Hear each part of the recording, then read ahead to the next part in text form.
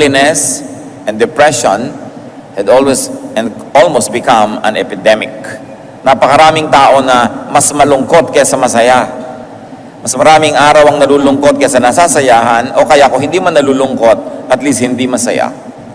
Sabi sa Panginoong Jesus sa John 10:10, I came that they may have life and have it abundantly, have it to the full. Needless to repeat, and needless to say, all the negative so-called extremes of life are only there for us to appreciate the positive. Pero bakit maraming kalungkutan at maraming gusto pang magpakamatay? Sa ating pag-aaral ngayon ng buhay at kabanata ng buhay ng isang napakadakilang propeta, sisikapin nating unawain ang hiwaga ng kalungkutan. At sa pagsisikap nating unawain ito'y maaaring malutas natin ang mga pinagmumulan ng mga sarili nating lungkot o lungkot ng mga mahal natin sa buhay. Ama namin na Diyos ng kaligayahan, Diyos na mahiwaga at makapangyarihan, dalhin mo po kami sa iyong presensya. Buhayin mo ang Espiritu mo na nakatira sa aming katawan at na kami makiisa sa iyong Espiritu. Turuan niyo po kami, buksan ang aming mga spiritual eyes and ears so we can be fed in a spiritual way. Forgive us our sins, cleanse us all our iniquities, O God. Make us whole, enable us to partake of your divine nature. Allow us to be one with your Spirit through our Lord Jesus. Dalangin namin, mangusap kayong may kapangyarihan. Ang hiwaga nyo, ipagkaloob nyong maunawaan namin, maging sa maliit na paraan sa sandaling ito, at nang madagdagan ang aming pagiging kawangis at kamukha ninyo. Allow us to grow in your image so that we can change and transform to become more and more like you. Father, speak in power and authority, in splendor and majesty, yet speak to us in simple terms so we can digest and understand and benefit from your word. Lead us, be our speaker, protect us from lies and falsehood, preserve our health, strengthen our bodies, sharpen our minds. We like to receive blessings from you. As we bring you offerings and thanksgiving and gratitude, O God, let your blessings abound in our hearts right now. We seek you in the name of your Son, our Lord and Savior, Jesus Christ. 1 Kings 19 verse 4. He, meaning the prophet Elijah, came to a broom tree, sat down under it, and prayed that he might die. I have had enough, Lord, he said. Take my life. I am no better than my ancestors. Isang napakadakilang lalaki, napakadakilang propeta, dumating sa puntong gusto niyang mamatay. How come a great prophet got so unhappy, so sad and so depressed that he wanted to die? Parang hindi mo inaasahan yan sa isang propeta, pero kung hindi natin inaasahan, mayroong pagkakamali ang paningin natin sa mga hinirang at mga instrumento ng Diyos. Ang mga dakilang mga instrumento ng Diyos, mga tagapagturo, mga propeta, mga dinaduluyan ng kanyang espiritu upang maging blessing sa iba, ay hindi exempt, hindi puwera sa mga lungkot, sa mga hirap, sa mga kuminsan ay takot. Sa kadalasan, mas sensitive ang mga mas espiritual at mga instrumento ng Diyos. Kaya mas higit lalo silang nauuga, higit mas lalo kuminsang natatakot, higit lalong naapektuhan ng hirap, ng lungkot, ng pangamba. Sapagkat sa mamamagitan ng kanilang sensitibong espiritu, natuturuan sila ng Diyos na maging mahusay na mga pastol, mga tagapangaral at tagaturo, dahil nararanasan nila higit kanino man ang mga problema ng tao. Kaya hindi dapat paghanapan ang ating mga spiritual leaders to be supermen and superwomen as if they were exempted from the ravages of life. But in fact, they are even more sensitive. The spirit that it is in the Lord sensitized them even more so they could be relevant and they could be kind and they could be good teachers. Ano naman ang maituturo ng walang pakiramdam at manhid? Paano aakayin nung sobrang laging mabuo ang loob yung mga natatakot? Paano niya uunawain ang mga nangangamba? Kaya pati ang Panginoon, sinabi, lahat ng temptation, dinanas niya upang sa pamamagitan ng anak ng Diyos, ang Diyos na espiritu at hindi physical, malalong maunawaan at maranasan ang dinaranas ng mga taong tulad natin na physical at spiritual din. Siyempre, alam ng Diyos lahat yan, pero kumbaga alam lang niya yun sa teorya kasi hindi naman talaga nangyayari sa Kanya dahil hindi siya physical. Kaya kinailangan ang Diyos sa Kanyang lalong pagpapahalaga at pag-ibig sa atin, ipinadala ang bahagi niya ang Kanyang anak na tinatawag natin upang saluhan tayo sa ating pagkalupa at pagkatao. At habang nananatili siyang nakasalo sa Diyos Ama sa langit sa pagka-espiritu, kasalo natin sa pagkalupa, kaya siya ang nagiging tulay natin na mga lupa at espiritu doon sa espiritu lamang na Diyos. Kaya dinanas ng Panginoon lahat ng pagsubok at lahat ng pasakit at hirap. At nang sa ganoon, ang Diyos Anak ay bumalik sa piling ng Diyos Ama, lalong-lalo na ngayon na nauunawa at na-appreciate ng Diyos na Espiritu ang kalagayan natin. And the Bible says, and God remembers that we are dust. At yun din ang dapat nating maalala tungkol sa ating kapwa, na yung asawa mo, yung anak mo, magulang mo, yung pastor mo, yung mga tauhan sa iyong buhay ay mga tulad mo ring lupa. At dahil doon, lumalawak dapat ang ating pangunawa, hindi ang panghuhusga sa kapwa. Bakit ginustong mamatay ng propetang ito? Samantalang napakamakapangyarihan niya, siya'y nakikisalo sa kabanalan at luwalhati ng Diyos. He was a partaker of the divine nature. But why did he want to die? What factors caused such unhappiness to the point that a great man of God would die? Ang background po nito ay may napakalaking gerang relihiyoso. It was a religious war. May bagong reyna sa bayan ng Israel, si Jezebel, foreigner. May iba siyang sinasamba, si Baal. At dinala niya sa Israel ang daan-daan na mga pare at mga propeta ng kanyang relihiyon. At isa-isa niyang ipinapatay ang mga propeta ng Israel. Nananaig ngayon ang kadiliman, nananaig ang pagsamba kay Baal, at napakalaking religious war ang nagaganap. At yun ang background ng kasaysayang ating tutunghayan. Noong humarap ang propeta sa hari na asawa ni Jezebel, kamping-kampi na ang hari sa kanyang asawa at nabulag na siya sapagkat siya ay sumusuporta na sa bagong relihiyon na ito, sa pagan religion at sa pagsamba kay Baal. 1 Kings 18:16 to 19. King Ahab went to meet Elijah. When he saw Elijah, he said to him, "Is that you, you troubler of Israel?" Ikaw ba yan, panggulo ng bayan? Sabi ng hari. "I have not made trouble for Israel," Elijah replied. "But you and your father's family have. You have abandoned the Lord's commands and have followed the Baals." Sabi, sinong panggulo sa atin? Kayong mag-anak. Sumunod kayo kay Baal. Ginulo niyo ang ating bayan, ginagalit niyo ang ating Diyos. Verse 19, "Now summon the people from all over Israel to meet me on Mount Carmel, and bring the 450 prophets of Baal and the 400 prophets of Asherah who eat at Jezebel's table." So ang reyna ay tumataguyod ng 850 prophets of Baal. Samantalang ang tingin ni Elijah, siya na lang ang natira dahil inubos na ang mga katulad niyang propeta ni Yahweh. Lingid sa kanyang kalaman, meron pa naman na mga natira at ikinubli ng mga supporters sa mga kuweba. But let's study Elijah's unhappiness. At sa pagtatangka nating unawain yun, ay mauunawaan din natin ang ating mga sarili at ang ating mga mahal sa buhay. What were some of the roots of Elijah's unhappiness? One was rejection. Yan ang isang pinag-ugatan ng kanyang lungkot.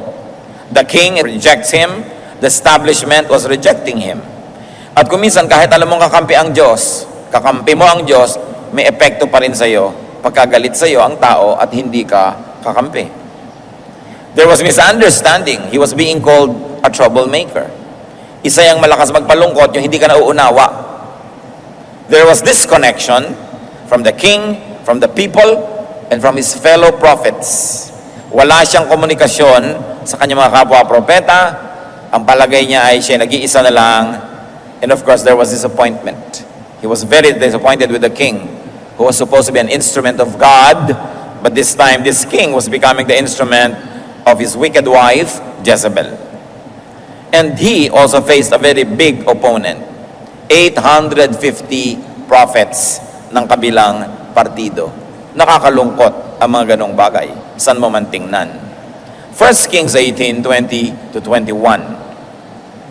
"So Ahab sent word throughout all Israel and assembled the prophets on Mount Carmel. Elijah went before the people and said, 'How long will you waver between two opinions? If the Lord is God, follow him. But if Baal is God, follow him.' But the people said nothing. Ang panukala nitong si Elijah, ipunin mo ang buong bayan, tawagin mo rin ang 850 prophets ng asawa mo, magkita-kita tayo sa bundok ng Carmel. Ito isang banal na lugar kung saan napakaraming himala ang naganap at ngayon magkakaroon ng malaking showdown. Magkakaroon ng paligsahan. At inipon nga ng hari ang mga tao. At sabi nitong propeta, ano ba kayo? Parang wala kayong pagkakakilala sa ating Diyos. Kung si Yahweh ay Diyos, kung ating Panginoong Diyos ay Diyos, siya ang sambahin nyo. Ngayon, kung si Baal ang Diyos, siya ang sambahin nyo. Pero hindi pwedeng pareho. Hindi pwedeng dalawa. Hindi kayo pwedeng mamangka sa dalawang ilog. Yung mga tao naman, walang kakibu-kibo. So Elijah faced silence. He probably thought it was indifference and indecision of those around. Again, he suffered disconnection. The people were not responding. Walang kakibu-kibo. Nakakalungkot din yun. Dati pag nagsasalita ang propeta, enthusiastic ang response sa mga tao. Ngayon walang kakibu-kibo. Palibhasa, takot kay Jezebel. Natatakot sila. 1 Kings 18, 22 to 24. Then Elijah said to them, I am the only one of the Lord's prophets left, but Baal has 450 prophets. Of course, malalaman natin later na hindi naman pala precise yung akala na yon ni Elijah. Prophets are not all-knowing. They can also have some details taken wrongly. Diyos lang ang perfect, not even the prophets, not even the apostles, not even those who were close to Jesus. Kaya kumisan may sinasabi sila, may itinuturo sila, susuriin mo rin, kasi Diyos lang hindi nagkakamali. Kahit mga propeta, pwedeng may mali. Sunod ka pala ng sunod dahil propeta yon, mali pala. Kaya dapat alam mo lahat, or karamihan ng katuruan, para malaman mo kung alin yung, ay mali ito, hindi naman talaga siya nag-iisa may daan-daan pa na nagtatago sa kuweba. But meanwhile, we are analyzing what made him so sad. And one of that was he thought he was alone. Rightly or wrongly, he thought he was alone. Verse 23, get 2 bulls for us. Let them choose one for themselves, and let them cut it into pieces and put it on the wood, but not set fire to it. I will prepare the other bull and put it on the wood, but not set fire to it. So ano ngayon ang gagawin nila? Magkakaroon sila ng paghahandog, ng offering. At ang offering nila ay mga bulls, mga malalaking baka. At ang sabi nitong propeta, o mauna na kayo, total marami kayo, kumuha kayo ng 2 baka, isa sa inyo, isa sa akin. Katayin ninyo, pagputol-putulin nyo according to the requirement of the offering, kasi yun, susunugin dapat yun Ipapatong yun sa kahoy, sisindihan yung kahoy, masusunog yun, offering. Sabi, mauna na kayong gumawa niyan. Pero ihandaan nyo lang lahat, katayin nyo ang baka, putol-putulin, ipatong ninyo sa panggatong, pero huwag nyong sisindihan ng kahoy. Verse 24, then you call on the name of your God, and I will call on the name of the Lord. The God who answers by fire, He is God. Then all the people said, what you say is good. Sabi, sige, itong hamon. Ihain ninyo yung inyong baka, tapos huwag niyong sisindihan ng kahoy. Tumawag kayo sa Diyos nyo. Pag biglang may umapoy, galing sa kung saan, di Diyos nyo ay Diyos. Kung sinong Diyos ang sumagot at maglalagay ng apoy dyan nang hindi tayo ang naglalagay, then siya ang Diyos. At tuwan-tuwa naman ng mga tao, wow, magandang boxing ito. No? At ringside ang buong bayan, manonood sila. But up to that point, what was Elijah's social standing? It was that of aloneness. He was alone. Parang siya lang laban sa buong bayan, laban sa daan-daang mga propeta ng kalaban, at laban sa hari at sa reyna. So there was a disconnection, and a showdown was about to happen. Talagang suspenseful ang event na ito. So, naghanda sila. 1 Kings 18, 25 to 29. Elijah said to the prophets of Baal, choose one of the bulls and prepare it first. Sige, mauna na kayo, partida. Since there are so many of you, call on the name of your God, but do not light the fire. So they took the bull given them and prepared it. Then they called on the name of Baal from morning till noon, and said, O Baal, answer us. They shouted, but there was no response. No one answered. And they danced around the altar they had made. So naigawa na nila. Umagang-umaga pa lang, nagsimula na to. Nagsasayaw na sila, nagtutugtog na sila, nagtatawag na sila kay Baal. Inabot na ng tanghaling tapat, uminit na lang at lahat. Wala pang nangyayari. Verse 27, At noon, Elijah began to taunt them. Shout louder, he said. Surely he is a God. Perhaps he's in deep sleep, or in deep thought, or busy, or traveling. Maybe he's sleeping and must be awakened. So they shouted louder and slashed themselves with swords and spears, as was their custom, until their blood flowed. Sabi ni Elijah, lakasan niyo pa! Baka tulog! Baka nagbabiyahe! Baka pagod! Sige pa, lakasan pa! Lalo namang nilakasan nga nitong mga sumasayaw. Hanggang hiniwa-hiwa nila ang kanilang sarili para lumabas ang dugo nila na paraan nila sa pagtawag ng atensyon ng Diyos nila. Dahil pinaniniwalaan nila na gusto ng Diyos silang nakakaamoy ng sariwang dugo. So, tigmak na sila ng dugo at nabasa na yung lupa. Wala pa. Verse 29, midday passed, and they continued their frantic prophesying until the time for the evening sacrifice. Maghapon na to. Didilim na, oras na para sa tunay na oras ng pagbibigay ng mga handog sa Diyos ng Israel. But there was no response, no one answered, no one paid attention. Anong nararanasan dito ni Elijah? He experienced strife. Siyempre may contest. And there was grave intensity. And at this point, he could have already been experiencing fatigue.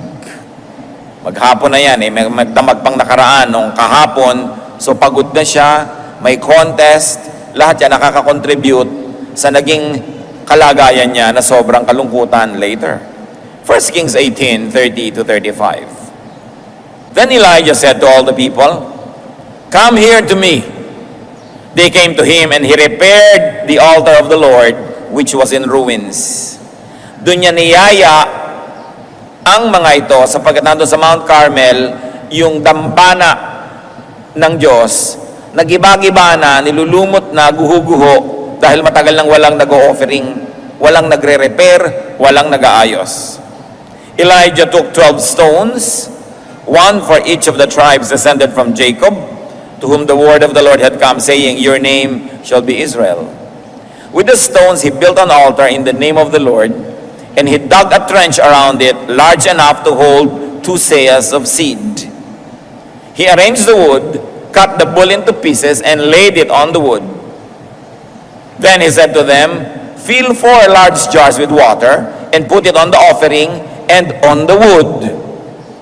Do it again, he said, and they did it again. Do it a third time, he ordered, and they did it a third time. The water ran down around the altar and even filled the trench. It's very cinematic. Very dramatic.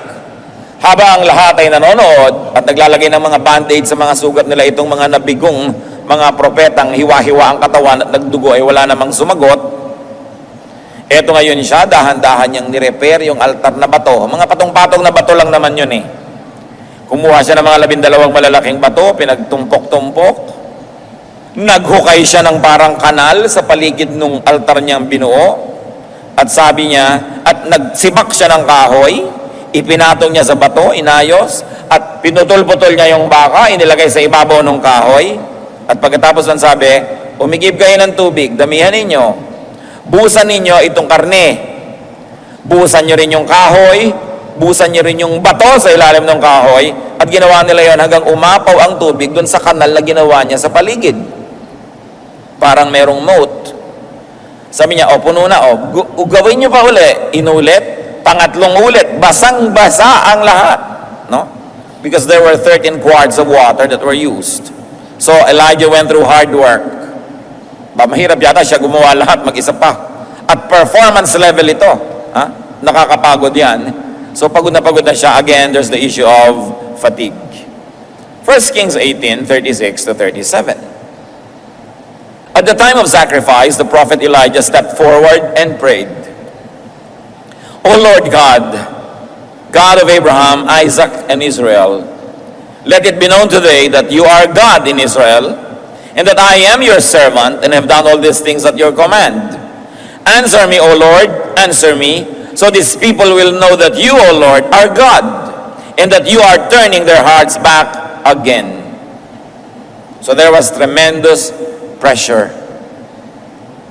Nag-fail na yung kabilang bahagi, yung kabilang partido, siya na lang ngayon ang na-under test. At sinabi niya, Lord, tayong dalawa ang under pressure here, tayong dalawa ang nakasalang para subukan.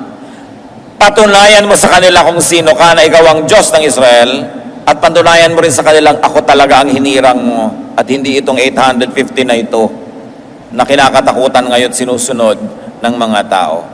So there was tremendous pressure. 1 Kings 18:38-39. Then the fire of the Lord fell and burned up the sacrifice, the wood, the stones, and the soil, and also licked up the water in the trench. When all the people saw this, they fell prostrate and said, The Lord, He is God. The Lord, He is God. Sa pagdarasal na ito ni Elijah, patunayan mo, O Diyos, kung sino ka, at patunayan mong ako, hindi ang mga peke na ito ang hinirang mo. Biglang may nalaglag na apoy mula sa langit. At nag-apoy yung karne. Nauna yung karne, na nag-apoy. Baliktad dito. Sumunod na nag-apoy yung kahoy. At pati yung bato, at pati yung lupa, nag-apoy. At pati yung tubig na umaapaw, nag-evaporate sa init at tindi ng tubig na galing sa Panginoon. Napatunayan ng bayan kung sino talaga ang Diyos. So, silang lahat ay sabi, totoo nga, ang Diyos natin ang Diyos, siya ang dapat sambahin. So what did the prophet experience here? Success. There was glory. Nagtagumpay siya. Napakalaking tagumpay para sa Diyos at para sa kanya ring ministry. 1 Kings 18:40. Then Elijah commanded them, seize the prophets of Baal. Don't let anyone get away. They seized them, and Elijah had them brought down to the Kishon Valley and slaughtered there.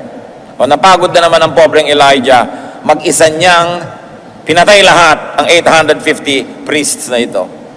So there was victory. Complete, perfect victory. But you know what? Success and glory could lead to unhappiness and depression. Akala nyo ba kabiguan lang nakakapagpalungkot? Ang katakataka, yung sobra ding tagumpay, pag lalo't di mo nadala at nakaya, pwede ka rin niyang sirain. Kaya may mga rock stars, mga movie stars, politicians, statesmen, even religious leaders. And in our story, even the prophet Elijah, nalungkot magkatapos yung tagumpay. Hindi na kaya. Because there could be unhappiness after great glory. Kaya nakikita nyo yung mga artista kumisan, lalo sa tanghalan, sa entablado, pagkatapos ng kanilang huling palabas, may cast party. Kasi gising na gising pa yung electricity ng body nila sa palakpak, sa tagumpay, mahirap itulog yun. Kailangan ma-deflate ka, kumbaga sa lobo, halos puputo ka na, kailangan magbawas ka ng hangin dahan-dahan para hindi ka sumabog. And as we can see here, unhappiness is, among others, electricity. So Elijah was electrified by his victory, pero nabasa natin maya-maya, gusto niyang mamatay. 1 Kings 18:41-42. And Elijah said to Ahab, Go, eat and drink, for there is the sound of a heavy rain. So Ahab went off to eat and drink. But Elijah climbed to the top of Mount Carmel, bent down to the ground, and put his face between his knees. Anong background nito, mga kapatid? 7 taon na hindi umuulan. May tagtuyot, taggutom, may salot sa bayan ng Israel dahil sa kanilang idolatry. At dahil muling nabuo ang dambana, ang altar ng Diyos, muling naparangalan ang kanyang propeta, muling nasamba ang kanyang pangalan, at muling nagkaroon ng offering doon sa altar na yon, magpapaulan na ang Diyos. At naramdaman yon ng propeta. Sabi niya sa hari, kumain ka, uminom ka, malakas ang darating na ulan. Ano yung konteksto? Mahaba ang biyahe mo, magbiyahe ka na pauwi. Kasi magkakaroon ng balaho. Lahat ng natuyong lupa na naging alikabok, mababasa ng ulan, magkakaputik, hindi makakalakad ang chariot mo, ang mga kabayo mo, hindi makakatakbo sa makapal na putik. So kumain ka na, uminom ka, maghanda ka na, at umuwi ka na. Meanwhile, ang propeta hindi naman kumain. Pumunta siya sa bundok at halos ilagay niya yung ulo niya sa pagitan ng dalawa niyang tuhod na siya'y nakatalungko. He was squatting and his face nearly touched the ground. It was an act of deep worship and meditation of some of the prophets in the Old Testament. But there was hunger and thirst for him na itinagdag pa sa kanya mga pagod, hirap na naranasan. Naging malungkot din siya, as we can see. Unhappiness is, among others, chemistry. Nakakalungkot din yung gutom ka. Kaya maraming mga sobrang nagda-diet na de-depress. Hindi nila alam, ba't kaya ang lungkot-lungkot ko, yung bewang ko, 22 na. No? Yung pala habang lumiliit yung bewang, pwede yan ma-depress ka kasi kulang ka na talaga sa nutrients. 1 Kings 18, 43 to 45. Go and look toward the sea, he told his servant. And he went up and looked. There's nothing there, he said. 7 times Elijah said, go back. The 7th time, the servant reported, a cloud as small as a man's hand is rising from the sea. So Elijah said, go and tell Ahab, hitch up your chariot and go down before the rain stops you. Meanwhile, the sky grew black with clouds, the wind rose, a heavy rain came on, and Ahab rode off to Jezreel. So nangyari, umulan. At nagbiyahe itong si Haring Ahab. Now, the distance between Jezreel and Mount Carmel was more or less 32 kilometers. And the Bible tells us that this prophet Elijah, after a very, very tiring day, ran ahead of the chariot and went and reached Jezreel ahead of the king. So, nagtatakbo pa siya. So, there was exhaustion. As you can see, happiness or unhappiness is also fatigue. Pag sobra kang pagod, may tendency ka ring ma-depress. 1 Kings 19, 1 to 4. Nakita si Ahab at ang kanyang asawa. Sabi siguro ni Jezebel, patay na ba si Elijah? Now Ahab told Jezebel everything Elijah had done and how he had killed all the prophets with the sword. So Jezebel sent a messenger to Elijah to say, may the gods deal with me, be it ever so severely, if by this time tomorrow I do not make your life like that of one of them. So, nabalitaan ni Jezebel na namatay ang lahat ng kanyang mga kampon. Nagpadala siya ng mensahe dito kay Elijah. Text siya agad, Elijah, bukas patay ka. Kung anong nangyari sa mga prophet ko, ganun din ang mangyayari sa iyo. Verse 3, Elijah was afraid and ran for his life. Nakita niyo to? Matapos yung tagumpay, yung napaka-dramatic na pagpapakilala ng Diyos kung sino siya, Elijah was afraid and ran for his life. Ngayon pang patay na yung 850 prophets, ngayon pang bumalik na ang debosyon ng Israel sa Diyos, ngayon pang siya na uli ang kinikilalang propeta, natakot at nagtago. When he came to Beersheba in Judah, he left his servant there, while he himself went a day's journey into the desert. He came to a broom tree. Bumalik na tayo sa binasa natin kanina sa simula. He came to a broom tree, sat down under it and prayed that he might die. I have had enough, Lord, he said. Take my life. I am no better than my ancestors. So what added to the brew, there was threat to his life. Meron din naman dati na. And there was fear. Meron na rin naman dati na. Pero anong dumagdag? Kasi nagkahalo-halo na lahat. Yung tagumpay, yung takot, yung pagod, yung gutom, yung hirap, nagkahalo-halo. It was too much ministry. Kaya sabi niya, I have had too much. Nasobrahan. So pati yung propeta, nung nasobrahan, na-depress. Gusto na niyang mamatay. Ba't natin ito pinag-aaralan? Para masuri natin our own unhappiness. The roots of our unhappiness can be the same as that of Elijah's. Where did unhappiness come from? Because unhappiness can come from one, rejection. Tulad niya, pag nare-reject tayo, we can be unhappy. Lalong-lalo if you experience rejection in childhood. Lalong-lalo kung ang isang babae became pregnant out of wedlock, nire-reject kumisan ng mga lola at lola niya, ng mga kamag-anak, paabot mo yan, ipalaglag mo yan, etc. etc. So nararamdaman ng bata. At kung minsan nagkakaroon yun ng psychological effect sa kanya hanggang pagtanda. Kung tayo ay nakaranas ng rejection, ganun man o lighter ways, parang may mas maganda kang kapatid, parang siya yung paborito, parang may mas matalino kang kapatid o pinsan, siya lagi napupuri. Kung tayo ay nakaranas ng rejection, you know what you do? You can no longer change your past, but you can change your heart about it. You can change your outlook. Get over it. Tapusin nyo na yon. And the best way to get over it is to forgive people who rejected you. Sapagkat pag hindi nyo pinatawad lahat yung mga tumanggi, hindi gumusto, umayaw sa inyo noon, dala-dala nyo yung hapdi, yung kirot habang buhay. At kaya madalas gusto nyo siguro magpakamatay o nalulungkot kayo, hindi nyo maintindihan. Kasi merong nakaugat sa puso nyo dapat ay bunutin, and that is sorrow and pain and bitterness. At ang mahalaga, get accepted by others now. Become more acceptable. Kung nagkulang noon ang pagmamahal sa atin ng mga tao, sikapin nyo ngayon na mahal naman kayo ng iba, maging kamahal-mahal kayo. Mas maging maganda ang ating ugali, tayo'y makibagay, makisama, at nang sa ganon, mas matanggap tayo para makatakas na tayo dun sa hindi ako minahal noon, kawawa naman ako noon, puwera ako noon. Noon na yun eh. At sa lagay, naapektuhan ka na noong araw, hanggang ngayon maapektuhan ka pa, bukas maapektuhan ka, next year maapektuhan ka rin, paulit-ulit ang kalugihan mo. Kailangan mong palayain na yung sarili sa tulong ng Diyos. And the best way is to forgive everyone who rejected you, and then accept as much love now, being more and more lovable. At isang magandang lesson sa atin mga kapatid, do not reject people. Lalo kayo yung magulang, kayong lolo, kayo yung lola, walang kasalanan yung bata, kung anong bakit siya nandyan, huwag nyo i-reject. Kumisan yung mga lola, naiinis doon sa manugang, yung bata ang napagdidiskitahan, rejected. Lalo kamukha ng kanyang balae. Kamukha ng balae itong batang to, mukhang impacto. So yung bata, walang kamalay-malay, nare-reject siya. Kung minsan naman, gustong-gusto mo yung isang manugang mo, mahal na mahal mo yung apo mo na yung sa manugang mo, ang bata sensitive. Let's not reject people. Teacher ka, don't play favorites. Mas huwag tayong mag-reject kasi alam natin, malalim ang sugat na nililikha niyan.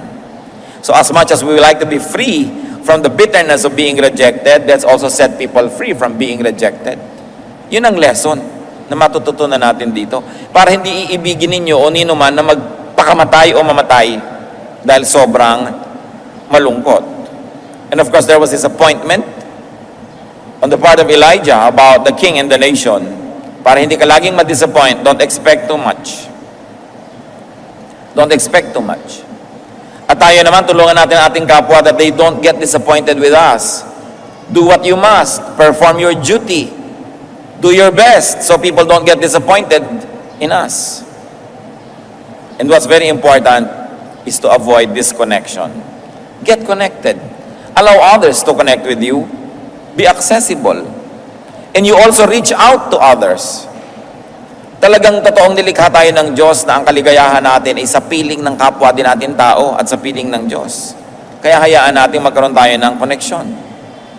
Another unhappiness of Elijah could have come from aloneness. So what do we learn? Have a healthy balance of solitude and company. One of life's greatest pleasures is good company. Napakayaman mo, kapatid, kung meron kang kaibigan, kamag-anak, pinsan, kapatid, whatever, na masarap kasama. Kayamanan yun. At lalo namang napakainam na ikaw ay maging dagdag na yaman sa kapwa dahil masarap kang kasama. Pero kung ikaw ay judgmental, pintasera, lagi na lang may reklamo, mahirap kang kasama, dinedepress mo ang iyong kapwa nun. And at the same time, madedepress ka rin. What about strife and fatigue? We have to learn to have peaceful relaxation and peaceful coexistence with people. Na hindi tayo nakikigyera lagi. Choose your battles para hindi ka laging maraming kaaway, kagalit, nakaka-stress yan. At kumisan, pag nagkasama-sama lahat, gusto mo na rin mawala sa mundong ibabaw. Pressure also added to his unhappiness. So we choose our battles whenever we can. Huwag kang likha ng gulo. Huwag kang pangako ng pangako. Nakaka-pressure yon. Don't be a guarantor kaya kanino mang utang kasi sobrang presyo na nakadagan sa'yo. Kailangan matuto ka mabuhay na konti lang ang pressure. Don't say yes to every invitation. Don't accommodate everybody because you will be pressured. Pinipili mo lang yung talagang gusto mo at kung may paminsan-minsang ayaw mo pero dapat konti lang yon, hindi marami. At isa yan sa mga dapat nating matutunan mga Pilipino, sobra kasing mababang loob tayo, sobrang mabait, to say no. Lagi na lang tayong yes, tapos ikaw yung nagdurusa. Part of the freedom that God wants to give you is for you to be free from needless pressures. At isa pa na dapat nating matayan, glory. Victory. Pag sobra kang yumayaman, sobra kang sumisikat, sobra kang gumaganda, sobra kang nagtatagumpay, go down. Huwag ka masyadong maniwala na dakila ka. And very importantly, how do you get the pressure of glory from your shoulders? Share it with other people. Share the credit with other people, especially with God. In fact, give God the glory. Para hindi ikaw nagbubuhat ng glory na yon. Kasi ang kabiguan at tagumpay, pareho yung mabigat buhatin. Marami sa atin, marami ng practice sa kabiguan. Kasi mas maraming kabiguan kaysa tagumpay eh. Kaya pag nabibigo ka, nalulungkot ka lang pero hindi ka natutumba. Pero marami ang hindi nadadala at hindi nakakaya yung tagumpay. Doon sila nasisira. Kaya kung minsan ang hinihiling mong tagumpay sa Diyos, pag hindi niya ibinigay, pasalamat ka rin. Kasi alam niya yung load limit mo. Wawasakin ka lang ng sobrang tagumpay, kaya ang ibibigay lang sa iyo yung kaya mong dalhin. Even God's no answer is a blessing dahil alam niya ang ating kapasidad. What about His hunger and thirst? So alam na natin yung solusyon. Eat and drink properly. It's not enough to just eat or drink properly, yung tama sa'yo.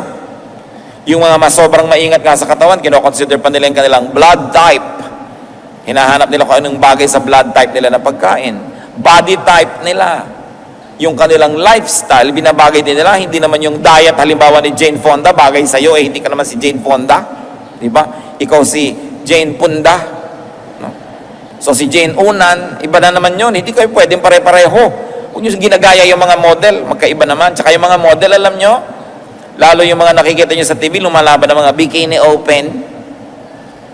Mga 2 araw yung hindi umiinom ng tubig, dehydrated na dehydrated para ma-define yung mga muscle nila. Walang katubig-tubig ang katawan. Kaya kadalasan, pagkalabas nila doon sa backseat, mga natutumbat na hihimatay. Kasi talaga ang pagde-deprive sa sarili para pumayat. Ba't nyo gagawin yun? Paparusahan nyo ang inyong sarili. No? So kailangan, may body type ka, may comfortable weight ka. Kung talagang yun, di yun, you cannot be somebody else. And you must not depress yourself trying to be someone else. At isa pa pong nakita natin dito kay Elijah, fear. So deal with your fears. Uproot or at least minimize if you cannot conquer your fears. Dapat yan inilalagay sa lugar. What are more insights into the cures to unhappiness and depression according to the experience of Elijah? Nasabi na natin, dagdagan pa natin na lalong-lalong ngayon nakabase sa kanyang karanasan. 1 Kings 19, 5-8. Tuloy ang kwento. Then he lay down, matapos niya sabihin, Lord, gusto ko nang mamatay.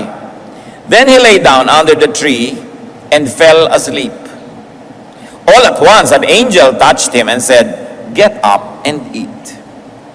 He looked around, and there by his head was a cake of bread baked over hot coals and a jar of water. He ate and drank and then lay down again. Matapos siya magreklamong hindi na niya makaya, napahiga na siya doon sa lilim ng puno at siya ay nakatulog. Pinukaw siya ng anghel, hinipo siya, tinapik-tapik at sinabing, bumangon ka muna. No? Kumain ka muna. Huwag kang matulog ng gutom. So pagtingin niya, aba, may pagkabango-bango mga tinapay na talagang bagong bake sa kanyang ulunan at meron pang isang banga ng tubig. So bumangon siya, kinain niya, ininom, at nahiga uli. Sa inyong mga tamad magluto, matutulog na lang ng gutom, learn this. Yung ayaw na magluto, ayaw na maghugas ng plato, itutulog na lang yung gutom, may pagkain naman. No? So learn from this. Baka marami kayong depression na galing dyan. Ito naman siya, hindi tamad, wala lang talaga siyang pagkain, kaya pinaghimalaan. Ngayon, kung meron kayo sa bahay nyo, hindi nyo kailangan ng himala. Verse 7, The angel of the Lord came back a second time and touched him and said, "Get up and eat, for the journey is too much for you." So he got up and ate and drank. Strengthened by that food, he traveled 40 days and 40 nights until he reached Horeb, the mountain of God. Ministry na naman. Balik na naman siya sa dati. Samantalang kani-kanila lang gustong mamatay. Gutom lang pala. Kaya siya sobrang na-depress. Kaya dapat i-balance natin yan. Pinag-aralan natin yung unhappiness, tingnan natin yung kabaligtaran. Bakit siya na-revive? Because happiness is a tree. Kumisan parang maliit na detalye lang sa kwento. Naglakbay siya, iniwan niya yung katulong at naglakad pa siya mag-isa maghapon. Talagang gusto niya mapag-isa para walang makapigil sa kanya. Kaya alam niyo yung mga gusto ko magpakamatay, pag hindi ka dumating dito, magpapakamatay ako. Hindi magpapakamatay yun. Yung talaga magpapakamatay, wala siyang sinasabihan para maituloy niya ang balak niya. No? Paminsan-minsan, baka rin matuloy, kayo na makiramdam, no? Kung nag-iinarte lang, yung gustong kunwari ang magpapakamatay. Kung minsan man, baka nga matuloy, so bahala kayo kung anong gagawin nyo. Pero nakikita nyo, yung talagang determined magpakamatay, walang sinasabihan yon. Ngayon, happiness is a tree, a shade, a comfort. Ano yan sa atin? Hindi naman lagi na lang literal na puno. Pag sobra na tayong stressed, malungkot, find your tree. Maybe it's a place. Maybe it's a condition. Maybe it's a vacation. Maybe it's a spa. No? Or a barber shop. Or shopping. Kung ano man yung tree. Nagbigay sa kanya yun ng ginhawa. No? And we should find trees in our lives. Sa katunayan, ang best tree, syempre, tao. Proverbs 17:17, "A friend loves at all times, and a brother is born for adversity." Tiyakin nyo naman na kung marami kayong ipinupundar sa buhay, at least makapagpundar kayo ng mga kaibigan na talagang kapalagayang loob, nauunawa nyo at inuunawa kayo. Yung pwede kanyang gisingin sa madaling araw at pwede mo rin siyang gisingin, pwede mo siyang abalahin at pwede ka rin niyang abalahin. Tiyakin yung meron kayong ganun sa buhay. Kasi isang malaking kayamanan ang may ganun sa buhay. Job 6:14, "The despairing man should have the devotion of his friends." Kasi si Job, nagdurusa, sabi ng mga kaibigan niya, siguro may kasalanan ka. Sabi niya, may kasalanan ako at wala, may atraso ako sa Diyos at wala, dahil nagdurusa ako, dapat kaibigan ko kayo. Unawain niyo ako, huwag niyo ako i-judge sa panahon na ito. Sabi niya, ang kailangan ko, yung devotion niyo, hindi yung judgment. So kung meron tayong mga non-judgmental friends, at lagi nating binabaliktad yan mga kapatid, gusto nating may kaibigan, magbigay din tayo ng friendship. Gusto nating may dumuunawa sa atin, magbigay din tayo ng pangunawa. Do to others as you would have them do to you, sabi ng Panginoong Jesus. Ang Diyos, 2 Corinthians 7:6, God comforts the downcast. So napakasarap na sa Diyos kasi silong. Pero siyempre, maganda yung relasyon mo sa Kanya. Wala kang agam-agam, close kayo ng Diyos. Happiness is also rest and sleep. Nakita nyo na iba siya nung nakatulog. Ang bait nga ng Panginoon, Exodus 34:21, 6 days you shall labor, but on the 7th day you shall rest. Even during the plowing season and harvest, you must rest. Kahit oras talaga ng trabaho, dapat may pahinga. So magpahinga tayo at payagan din natin ang ating kapwa na magpahinga. Huwag natin din laging pagurin. Mga anak, bigyan nyo ng pahinga ang inyong mga magulang, lalo sa gastos. No? Mga anak din naman, pagpahingahin ng magulang mula sa kutakot-takot na sermon. Dapat may pahinga ang tao. Hindi lang ikaw ang may pahinga, dapat nagbibigay ka rin ng espasyo sa kapwa mo na magpahinga rin siya. Kung meron kayong mga staff sa bahay, abay bigyan nyo naman ng espasyo kung saan sila matutulog. At kung talagang wala kayong espasyo, pero yung mga staff kayo sa bahay at natutulog sila sa sala, pag orasan ng tulog nila, huwag na kayo magpakalat-kalat sa sala. Huwag na kayo doon manood ng TV, magbasa at kung ano-ano, dahil kailan pa sila matutulog. So binibigyan nyo ng pahinga. At yung turo na yan, lalo kung may kapangyarihan tayo over other people, we should exercise the prerogatives of God and give people rest. Mark 6:31, "Then because so many people were coming and going that they did not even have a chance to eat, he said to them, 'Come with me by yourselves to a quiet place and get some rest. Ang Panginoong Jesus, napansin niya na yung mga disipulo niya ay sobrang pagod na sa dami na nagpapagamot, nagpapapray, nagpapakounsel. Sabi niya, teka, time out. Iwan natin lahat yung pasyente, rest muna tayo, retreat muna tayo. Nakita niyo pag-ibig ng Diyos? Hindi lang niya mahal yung mga tao, mahal din niya yung workers. So niya, magpahinga tayo. Hayaan niyo na sila. Hindi naman nauubos yung may sakit at gutom, magpahinga muna tayo. At pag nakapagpahinga na kayo, tsaka itutuloy ang ministry. Jeremiah 31:26, my sleep had been pleasant to me. And Psalm 127:2 says that God grants sleep to those He loves. So do the same. Give people around you sleep. Husbands, pag hindi kayo umuwi sa oras, o kayo yung mga nasa field work, malayo, hindi makakatulog ang mga asawa ninyo, lalo meron kayong bad record. Okay? Patulugin ninyo mga asawa nyo, ibalik nyo yung kanyang tiwala, pahinga ng puso, hindi yung pag nakatalikod siya kung ano-anong mga himala ang nagaganap. Kaya tuloy, pag hindi kayo magkasama, hirap na hirap ang loob. Napakalaking pahirap yan sa mahal nyo sa buhay. Kung ang Diyos, pinapahinga tayo, dapat kayo, kung sino man yung mahal nyo sa buhay, mga anak, patulugin nyo ang mga magulang nyo. Hindi yung alauna na ng umaga, wala pa kayo. Kung minsan alana, hindi na lang alauna, talagang alana, hindi na umuwi. No? Maawa kayo sa nagmamahal sa inyo dahil nag-aalala. Hindi yung sasabihin, safe naman ako, I'm okay.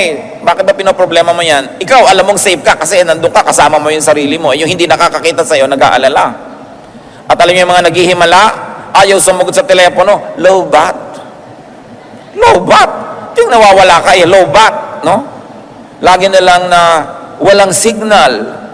Mga ganyang mga issue. Sa Hong Kong nung araw, nung wala pang tunnel between Hong Kong and Kowloon, ang ginagawa ng mga husband sa naghihimala, nagpapakagabi sa office para maiwan sila nung last ferry. Kasi alam nila, pag kumros na yung ferry, wala nang last trip, doon na sila matutulog sa Hong Kong Island. So ano mangyayari? Lahat ng himala nagagawa na nila. Yung naghihimala, laging may dahilan yan para mawala. Pag paulit-ulit yung mga lobat na yan, yung mga kung ano-ano, bumenta na yung mga ganyang gimmick. Pero ang point natin, pag may asawa kayo, may pananagutan kayo, dapat ang ibinigay nyo sa kanyang regalo, mapayapa, matahimik ang loob, hindi nag-aalala. Napakahalaga yung pananagutan natin sa isa't isa. So you grant sleep to those you love. Hindi yung sila ay napupuyat ka iisip. Proverbs 3:24, when you lie down, you will not be afraid. When you lie down, your sleep will be sweet. So give your loved ones sweet sleep by not making them worry about you. Also, we have seen in the story that happiness is connection. First of all, with people. 2 Timothy 1:4, I long to see you so that I may be filled with joy. Talaga ang ligaya natin, pinakamalakas nang gagaling sa kapwa natin, lalo't mga mahal natin sa buhay. Kaya mga kapatid, sobrang malaking tragedy ang policy ng ating pamahalaan to export people as overseas Filipino workers. Nakakatulong pansamantala. Naiibsan ang hirap pansamantala, pero ang social cost ng paghihiwalay. Yung pagkakalayo-layo, lalo nag-immigrate na forever, yung mga mahal mo sa buhay. Nagpapalaki ka ng anak, nagpapalaki ka ng mga pamangkin, mahal sa buhay, thinking makakasama mo hanggang ikailibing. Yung pala, hindi ganun ang mangyayari. Dahil sa hirap ng buhay, nagkakahiwa-hiwalay tayo. Kaya napakalaki ng pananagutan ng ating mga politiko na nagpapaandar ng gobyerno. Kailangan isa sa mga platform nila, hindi lang damihan ang market for overseas Filipino workers abroad. Dapat ibangon nila, palakasin ang ating bayan para hindi tayo kailangang maglayasang lahat. Dahil nagkakahiwa-hiwalay, malaking lungkot yon. Hindi lang dapat balik bayan, dapat walang alis bayan. Kung matino ang pamamalakad sa ating bansa. Ayaw nyo ba na magkaroon kayo ng mga katulong na Amerikano sa bahay? Ha? Yung iyaya mo, British, may accent, no? Ayaw mo ba na ang hardinero mo Hapon dahil gumagawa ng Japanese garden? Tayo na lang ba lagi kagawa nun? Bagamat hindi naman yun masama. Kadakilaan nga. Pero hindi dapat policy pang matagalan yan because of the tragedy of separation. Ang sarap na kasama mo sa buhay ang yung mga minamahal. Kaya huwag kayong laging humahanga sa mga politiko na nagpaparami ng market for Filipinos abroad. Dapat gumawa sila ng market dito. Dapat ang mga tao hindi na aalis para lang mabuhay. Kailangang baguhin yung pamamaraan dahil sobra na ang lungkot na ibinibigay sa bawat isang tao niyan. Sabi sa Proverbs 27:10, "Do not forsake your friend and the friend of your father, and do not go to your brother's house when disaster strikes you. Better a neighbor nearby than a brother far away." Ipinapakita yung halaga na nagkikipagtulungan ka sa iyong kapitbahay. Kasi kung nakatira ka sa malayo sa iyong mga kamag-anak, dapat yung kapitbahay mo, parang kamag-anak mo yun. Kaya makipagkapwa ka. At huwag mong kakalimutan, kahit yung kaibigan ng tatay mo, naging ganyan ka dahil yung tatay mo sinuport ka, pero hindi mo alam, may kaibigan pala siyang nag-support din sa kanya. Sabi, tatanaw ka ng utang na loob, maging sa mga kaibigan ng iyong magulang. Kailangan mahalaga yan. And of course, if connection with people is very good, lalo naman yung connection with God. Acts 17:26-28. God determined the time set for them and the exact places where they should live. God did this so that men would seek Him and perhaps reach out for Him and find Him. Though He is not far from each one of us, for in Him we live and move and have our being. So at the very least, huwag natin kakalimutan, nakatira ang Diyos sa atin, ang Espiritu ng Diyos ay nasa atin, hindi siya malayo because God lives in us. And what happened to Elijah? He received an angelic touch. An angel touched him twice. Connectedness is important. So we touch people, we allow people to touch us, and very importantly, we touch God and we allow God to touch us.